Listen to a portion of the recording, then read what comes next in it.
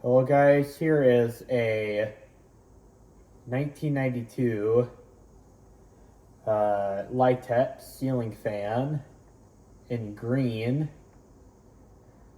This is kind of a cool color to put on a ceiling fan.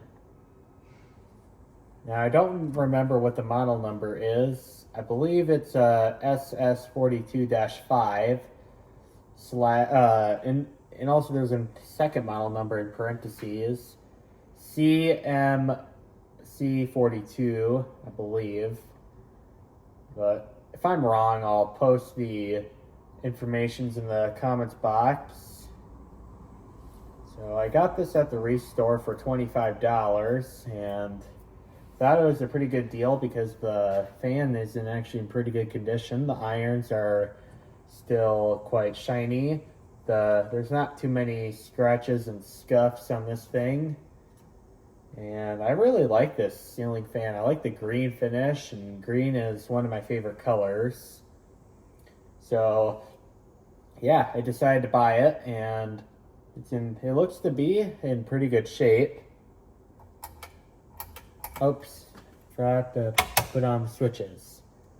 Here's the light. I'm using 3 100-watt incandescent clear light bulbs. Now I'm going to turn the kilowatt meter to amps. If I remember correctly, these are rated for 1 amp.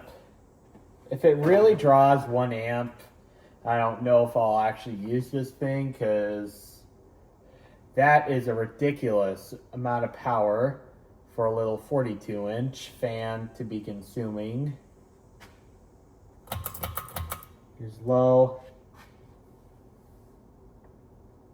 I don't think it's going to draw a full amp.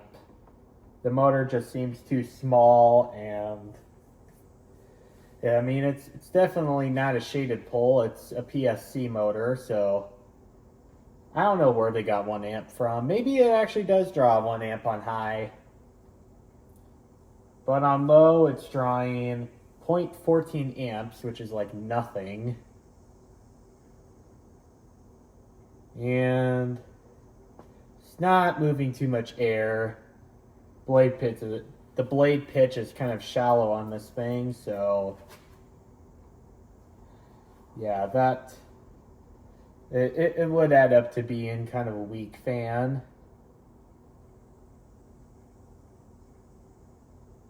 Drawing a little bit of air, but not much to speak of.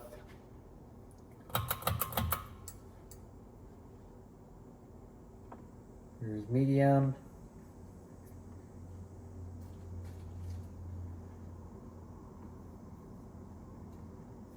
Yeah, this is drawing 0.26 amps. It's going a lot faster. It's pushing out a lot more air. To be honest, I would be surprised if this ceiling fan drew more than half of an amp. But it draws significantly, or it moves significantly more air on medium. This actually looks like more like high now.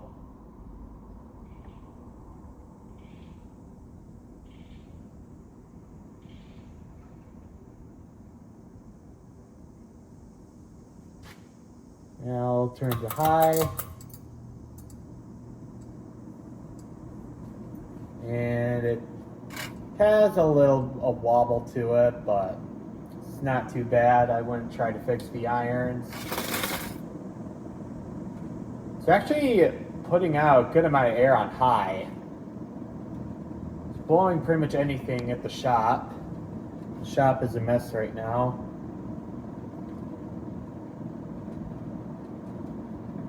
And this actually seems like a pretty good fan.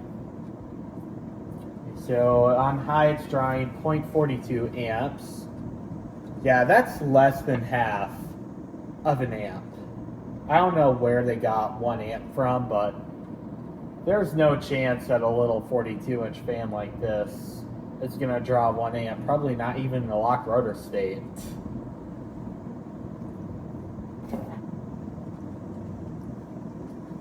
Yeah, I would use this fan. And also, I mean, this fan does wobble a little bit, but at this point, I mean, when it comes to ceiling fan wobbling, if it's in a tolerable way, I don't try to mess with it because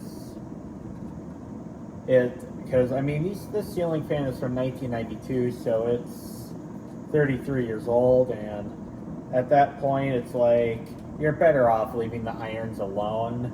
As long as it doesn't shake uncontrollably, it's just best left alone. Because this is not going to fall out of the ceiling like that. This will be perfectly fine.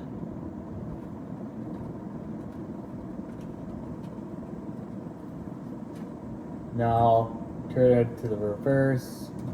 I'm sure there's going to be some people that want to see the reverse, but I'm not one of those people. But I'll show it anyway, just to show you guys how it works, because I have heard of reverse switches failing before. And there's really no bearing noise to this thing, which is also good. Litex, I believe, was a Walmart brand. Correct me if I'm wrong, but I believe Litex was a Walmart brand. But I'm sure somebody will correct me in the comments box if I'm wrong.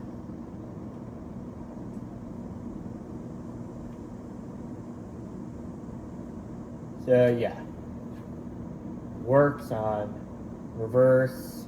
I'm not going to show you guys all the speeds on the reverse because it's basically the same thing, but the fan's spinning in the other direction.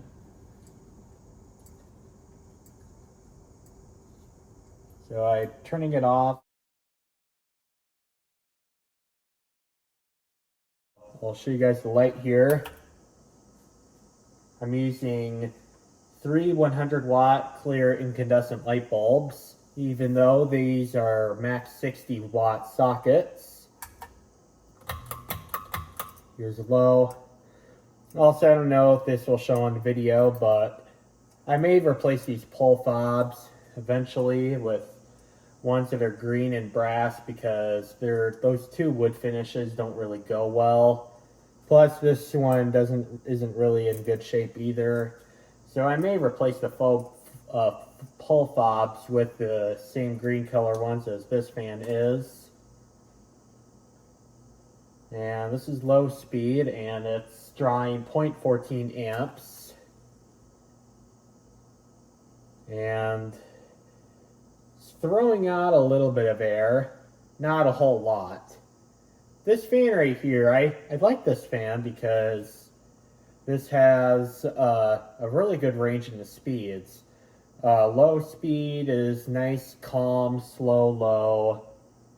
And high is like throwing the air out of the water, and medium is a good in between. Here's medium. One of the blades is out of clock, so this fan does shake a little bit, but I'm not going to attempt to tamper with this because this fan right here, I mean, as long as the fan doesn't shake uncontrollably, it's really just best left alone because I know that the irons can definitely snap, and it's quite a possibility that they could snap. You don't want that because these irons really aren't a standard size, so as long as if it's really bad, then you can mess with it, but if it's at least tolerable, then it's best just left alone. And this fan is drawing 0.25 amps, so it's drawing a tiny bit less than with 5 blades, but it's quite negligible. And here is high. Like I said before, this fan does kind of have a little bit of a wobble to it. But like I said before, I'm not going to tamper with the blade irons because I don't want them to snap on me. This fan is drawing 0.41 amps, so it's drawing a hundredths of an amp lower than with 5 blades again. But it's, again, negligible. And I really can't tell if it performs better with 4 or 5 blades.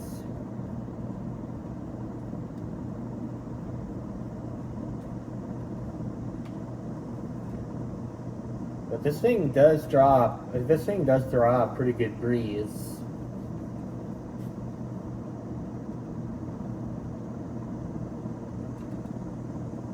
Yeah, I really like this.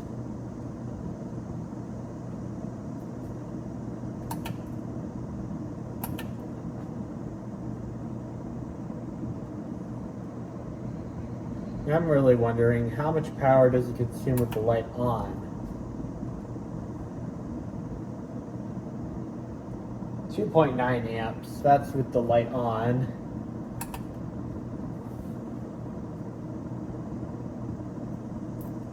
But with just the fan on only, it does not draw a full amp, like what the motor tag says.